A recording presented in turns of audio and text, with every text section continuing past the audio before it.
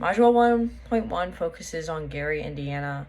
The text, Gary, Indiana, and the long shadow of U.S. Steel talks a lot about the company that's built there, the company U.S.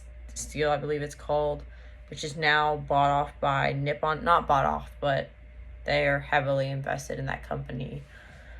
So for talking about how a city develops and in the future, if we're looking at this city, it was bustling, it was huge, it was really popular. And then once the steel production went down, the city kind of left. The city just kind of, it didn't leave, but it just became much less populated, much less a hub for activity, which I think speaks to how cities are developed. Kind of how there's the one called What is a City? There's two of them called that, but one of them talks about it. And that talks about Chicago, which was a much more it stayed much more popular. It's still popular today.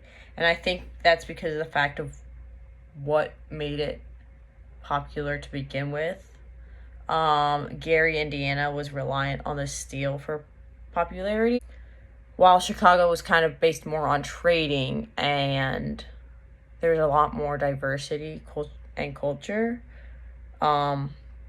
which I think is why Chicago stayed big, because they're still trading and there's still a lot of diversity there, while Gary, Indiana was only popular because of the steel.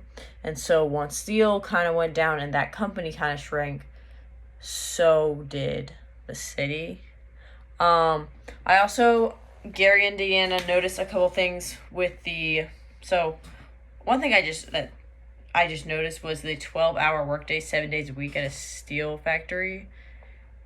That's crazy to me. I work in construction and I work 9 hours a day, 5 days a week. And even that's tiring. So seeing that people were working 12-hour days, 7 days a week is insane, because that's hard labor. It's not easy and incredibly dangerous, just like surrounding yourself by those fumes. I know they probably didn't know about that safety in those days, but them referencing that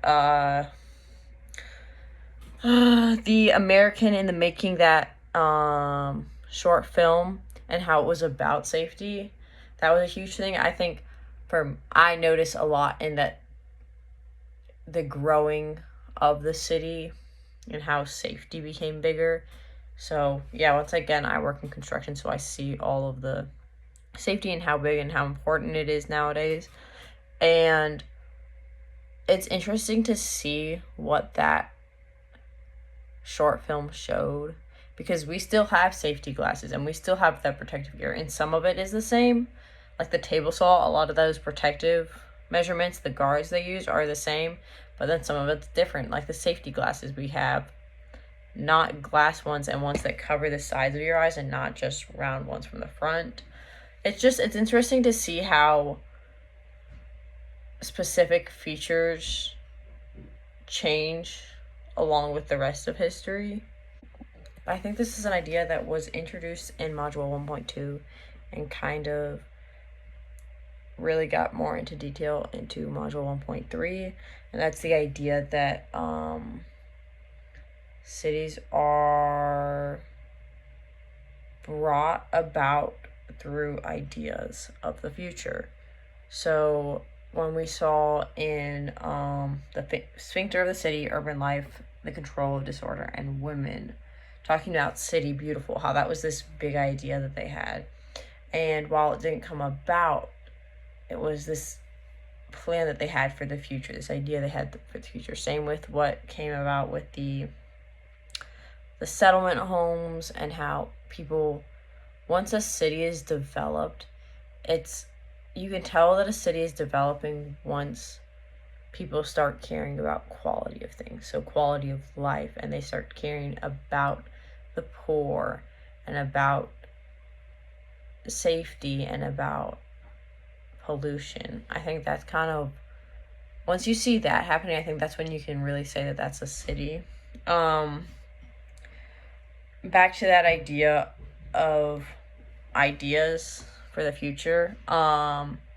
In the TED Talk Vintage Tomorrows, he talks a lot about how the future is brought about by our ideas now, and how it's our imagination is the only limitation of the future, because we have built enough advanced technology to look at that. That's something I think all three of the resources in 1.3 talk about. Future, all that matters. There's just always ideas developing about the future, and that's what brings about development, is those ideas. You can't have something without having the idea first. I think another important point that wasn't brought up in a lot of them, but the alternate futures at the Manoa School brought up, is understanding the present and also using the past. I know the TED Talk talked a little bit about using the past as well, but specifically understanding the present was something that I only noticed in alternate futures of the Manoa School. And I think that's an important feature that should be talked about more, because yes, the past is important, but the best telling for the future is the present, I believe. The Man Who Created London is the resource I used that was an additional one. That one talks a lot about how using history to help dictate the future is really helpful. So learning from our mistakes and then deciding, okay, is this feature or is this system that we used in the past going to work for this in the future? We can always learn from our mistakes. And then there was another reference, what is a city? That one talked about how cities create drama, and a quote specifically is, "The city fosters art and is art. The city creates the theater and is the theater." I think the idea that people struggle with a lot is that when they're creating ideas for the future, they forget that the city is not just a place and isn't just houses, but it's also a community and a society, which I know a lot of these resources talk about. It also talked about an anticipated cities spreading out.